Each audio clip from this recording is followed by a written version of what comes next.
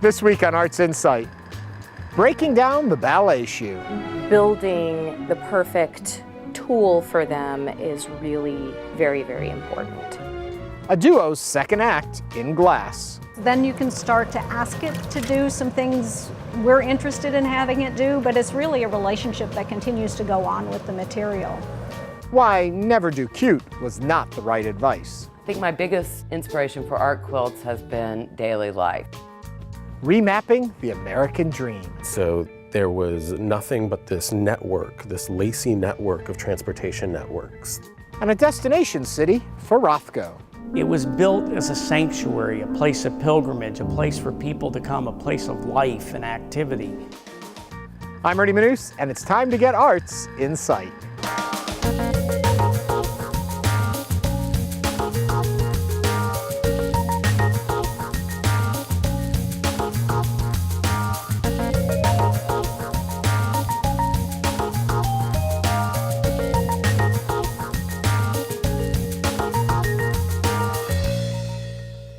Greetings and welcome to Arts Insight. We're outside Gelazzi Gelato and Pizza here in the Heights, where you can find this postcard-inspired mural. It's a love note to the city of Houston. Much like today's show, we have a full lineup of some of your favorite features from the heart of our city. First up, every dancer with the Houston Ballet is obsessed with this tool.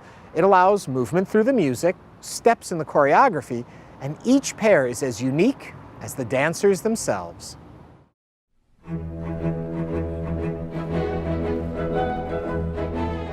The shoes are a very, very big deal.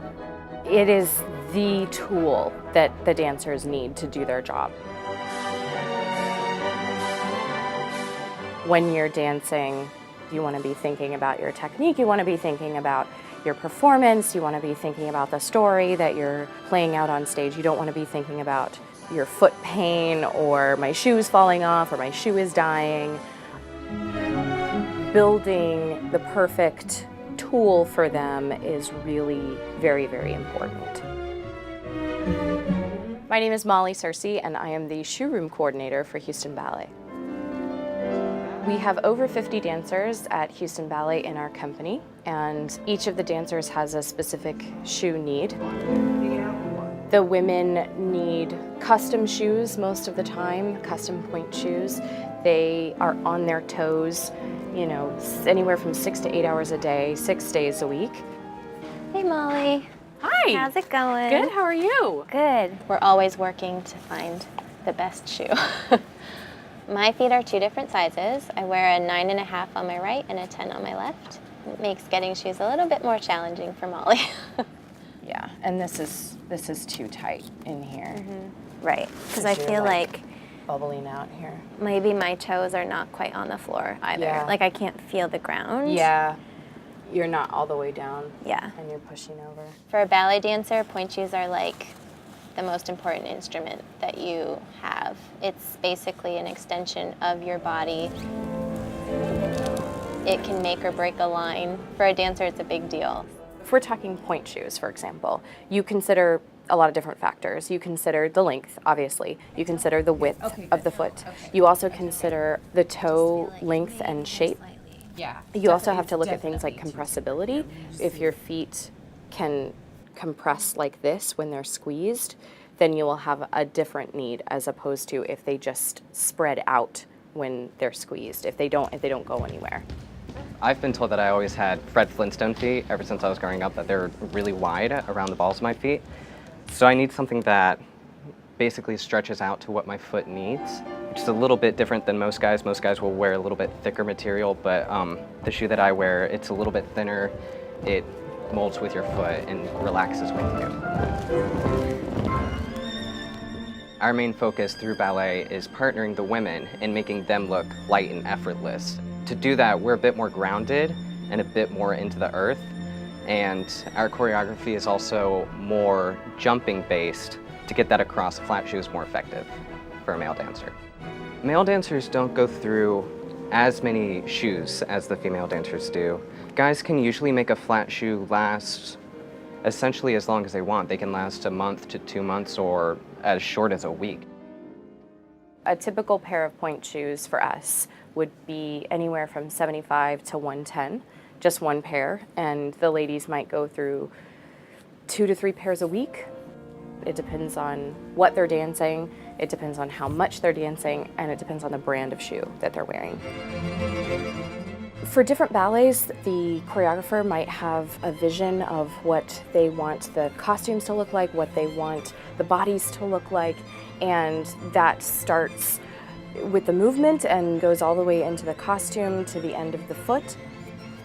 For the men's flat shoes, we will dye them to match their costumes. And sometimes it could be just a slight variation where we need cream and not white. I love ballet so much. It is just the greatest thing. And the dancers here are unbelievable. They're unbelievable. They're unbelievably good and they're unbelievably dedicated. And every time I go and see a show, I'm so inspired. They make me want to do my job well. Learn more about the Houston Ballet at where else? HoustonBallet.org. Now, it's a rare kind of studio shaped by a love of creating art using molten glass. In fact, this married couple owns one of the only studios in Houston specializing in glass blowing. I would hope that someone coming into the studio for the first time to look, in choosing to take something home for their own, would be finding some of the joy that we find in making the glass. Neither of us have had any art background before we got involved with building the glassblowing studio. I'm Dick Moyel. I was in the medical field as a neurosurgeon. And I'm Kathy Pepple. For the last 25 years, I've been married to Dick Moyel, and for the last 20 years, we've had a glassblowing studio together. Before we took on this venture, I was a physician assistant, and before that, an operating room nurse. So Dick and I were accustomed to spending a lot of time together and working together. The roles may have changed a little bit once we got into the glassblowing studio, but there was still a dynamic that seemed to transfer pretty well to this setting. Could you get the door for me? And then I'm going to go past you to cool the pipe before I go to the bench. Okay. So the process of glassblowing is really seductive and addictive, apparently, so we just wanted to try it and didn't have the time to do that before retirement. So after retirement, we started taking classes. Don't you think we tended to be the oldest students in the class? I think we're the oldest, as they refer to us as ma'am and sir, but we've learned a lot.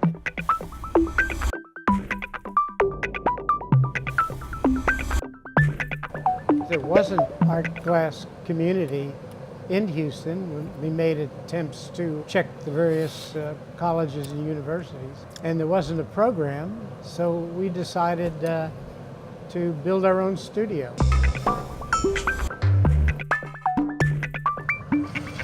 Beginning glassblowers all have the same style. It's the glass being itself. Over time, with an understanding of how the material works and how it handles, then you can start to ask it to do some things we're interested in having it do, but it's really a relationship that continues to go on with the material.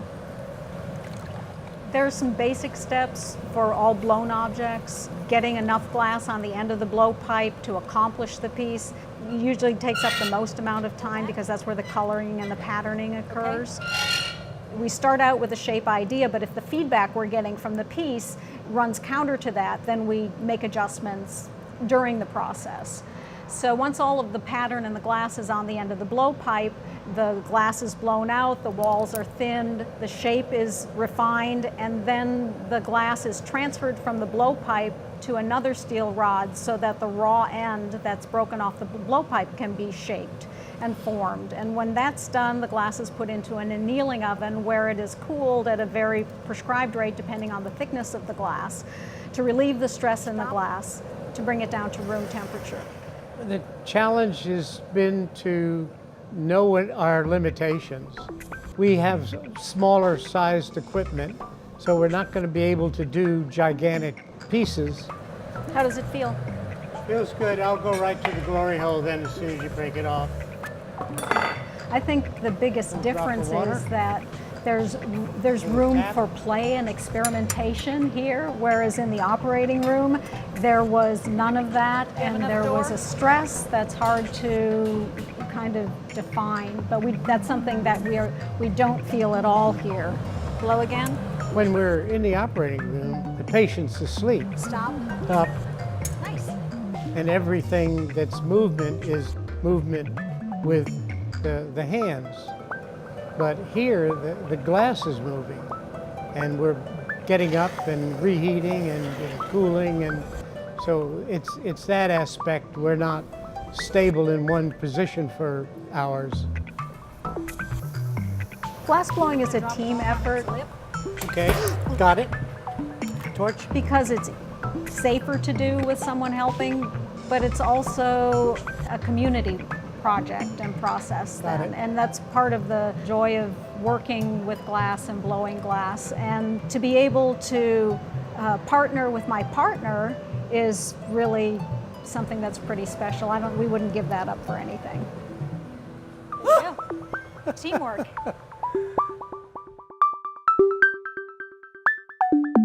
To find out more, visit HoustonStudioGlass.com. Up next, for years, quilter Kim Ritter struggled with the advice of a teacher who advised her to never do cute.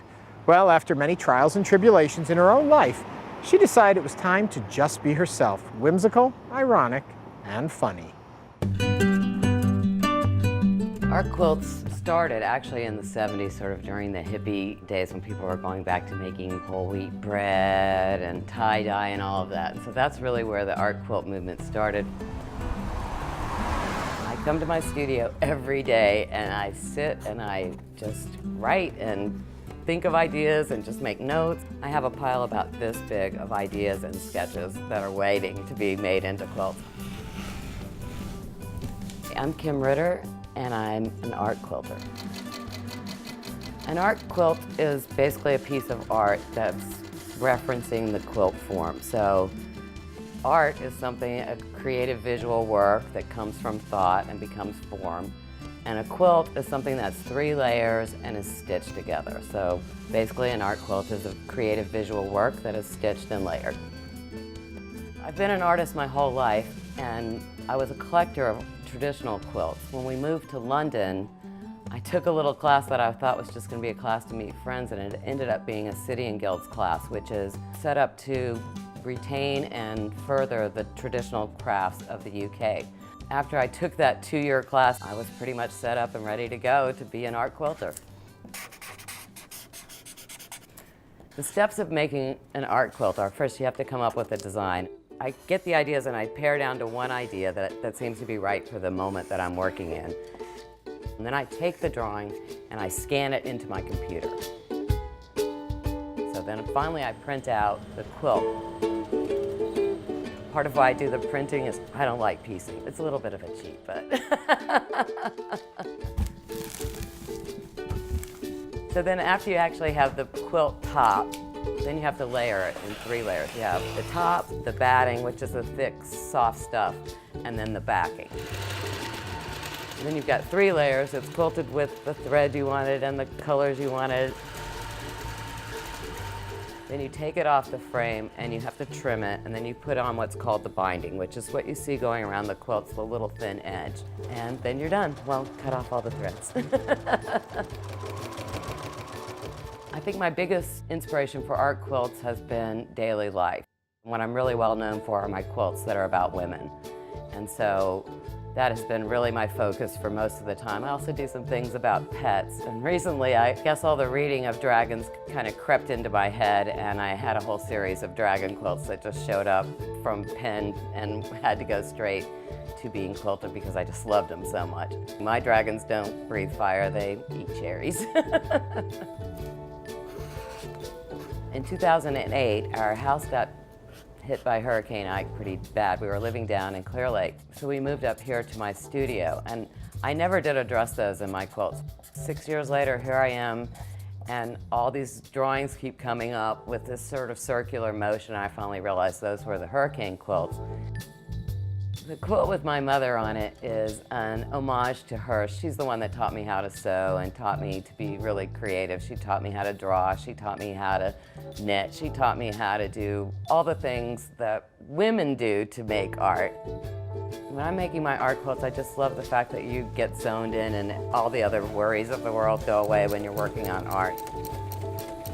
When people come and look at my work, what makes me the happiest is when I hear a little chuckle or see a little smile, and I can see the wheels turning in their head of connecting the title to the piece and kind of seeing what I'm trying to do. So that's really what I want them to take away, is a smile and something else to think about after they're done. Learn more about Kim and her quilts at galleryquilts.com. Moving right along, road maps are being used as a vehicle to re-examine the American dream. Two artists are dissecting that concept with precision.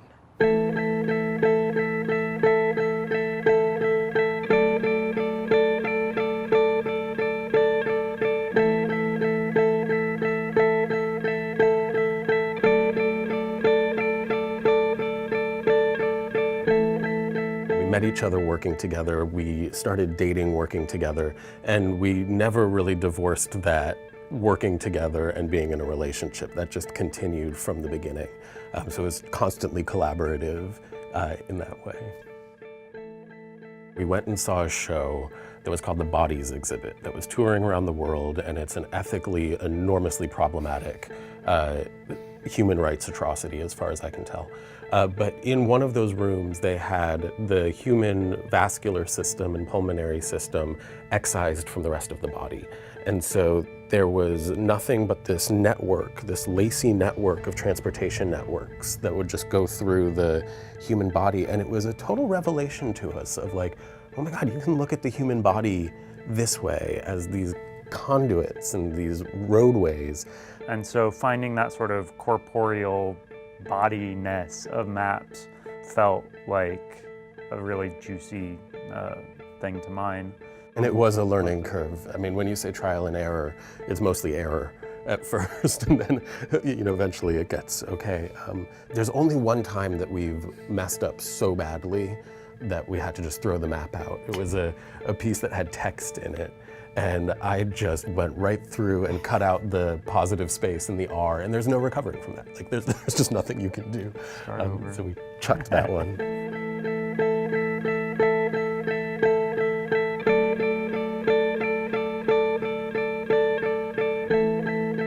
And then over the course of developing these over the next few years, we started to layer graphic images across that and to figure out like what are the images that make our sense of place, that make us like know who we are connected to where we're from.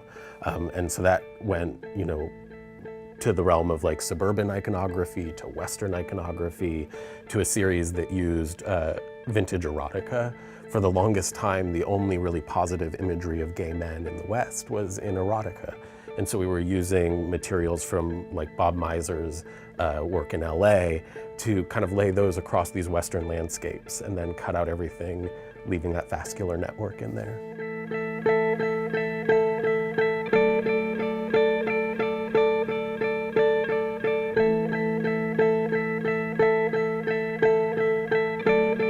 The piece that's up at Art League, the 50 States Wyoming, in the course of making that piece, we didn't know we were making a Wyoming piece yet. We were making a piece about Western iconography. And in the course of that, we stumbled across this 19th century narrative of the Scottish lord and a party of 100 presumably same-sex attracted men, led by William Drummond Stewart and his lover. Before they had even finished surveying the Oregon Trail, there was this band of 100 probably gay men throwing a party on the shores of a lake.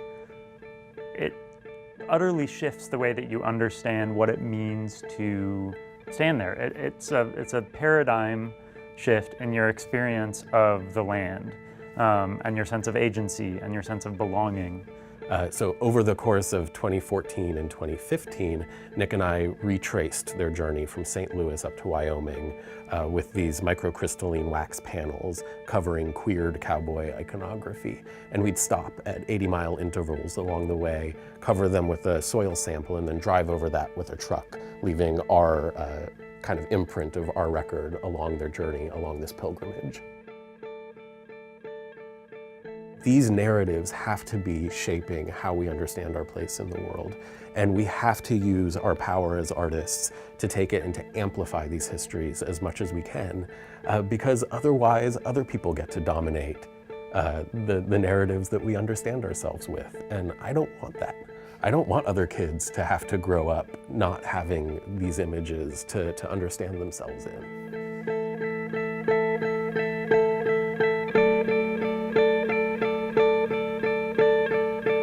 You can find out more at nickandjakestudio.com. And finally tonight, many works by a legendary abstract expressionist are housed right here in Houston. A recent retrospective on the artist Mark Rothko is yet another reason the area has become a destination for lovers of his art.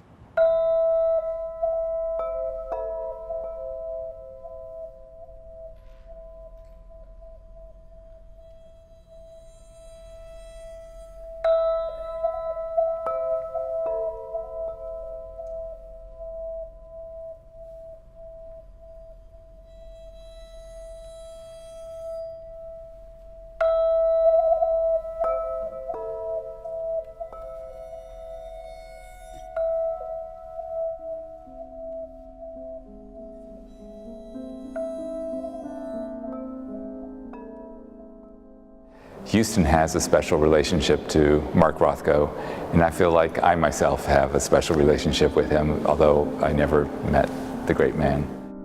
I was a teenager growing up in Houston when the Rothko Chapel was being constructed in the late 1960s and opened in 1971. And I was fascinated by architecture and contemporary art at the time, and everything about the chapel construction was of interest to me. And I snuck onto the site. I wanted to know everything I could. And then I was simply awestruck when the chapel finally opened. And I immediately wanted to incorporate this chapel, this place, into my life. And I imagine having a wedding there. I imagine having a funeral there. It was, to me, a place of importance. Now, 40 years later, looking back, I can see that the opening of the Rothko Chapel was one of the most important developments in the history of Houston's cultural life. From the simplest kind of measurement, there are 14 magnificent murals, paintings by Mark Rothko.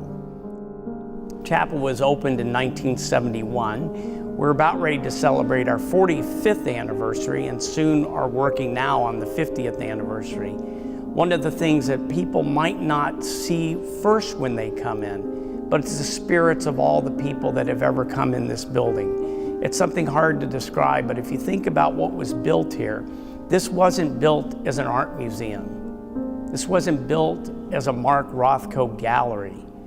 It was built as a sanctuary, a place of pilgrimage, a place for people to come, a place of life and activity. So when you come in here and you realize you're sitting or standing or kneeling or whatever you're doing in a place that has hosted Nelson Mandela, Rigoberta Menchú, Nobel Peace Laureate, and people unknown from all corners of the world that may be on a similar journey or something different. That's another thing you encounter when you take the time to really come in and be part of the fabric of the Rothko Chapel.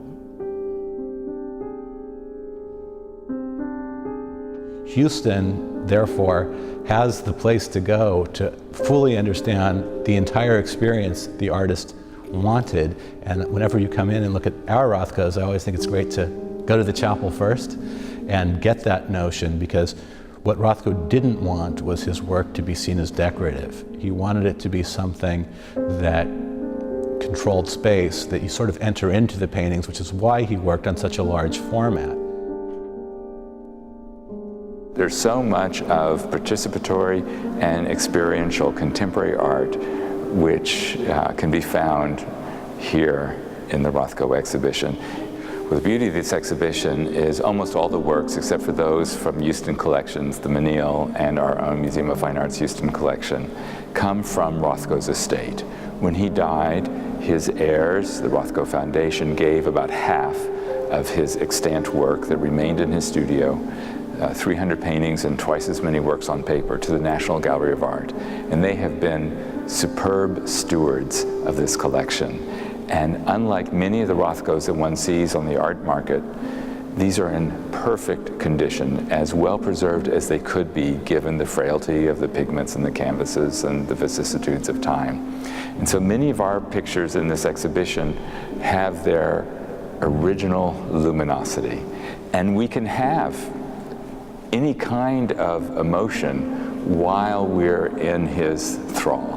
We can be happy, we can be sad, we can be comforted and nurtured, we can be challenged and disturbed. And by setting up the environment for these experiences, he masterfully controlled the viewer's response. But like all great art, it isn't activated until the viewer is there to participate and to engage with this work of art and have a symbiotic relationship with it. Find out more at the Museum of Fine Arts website, mfah.org. And that does it for this edition of Arts Insight. For all of us here at Houston Public Media, I'm Ernie Manous. Thanks for watching and have a great week. Bye-bye.